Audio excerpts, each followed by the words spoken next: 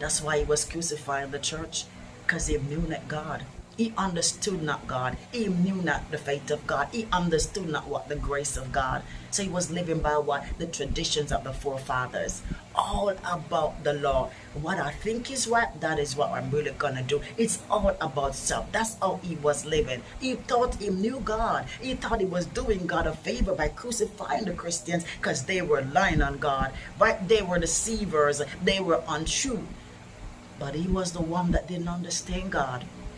He was the one that wasn't living by the faith of Christ. He was the one that needed to be converted. He was the one that needed to turn away from self to grace. So let's truly know that God is truly amazing. Let's get him the word and truly know that God is amazing, because all that Paul did, it never stopped God, right, from doing what he did in his life. It never stopped Paul's purpose. No, we saw where he got converted in Acts 9. It never stopped God from doing what he wanted to do in Paul's life.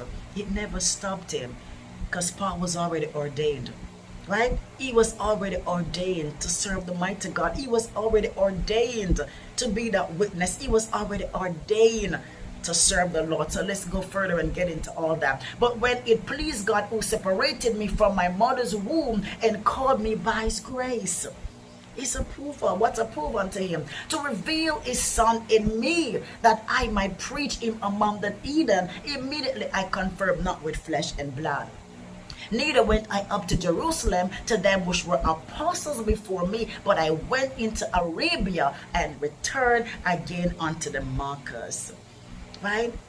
And he was separated from his mother's womb. So let's trust in God by the grace of God to reveal his son Jesus, right, within him, because he was already ordained to be a witness unto God. So let's trust in God by grace,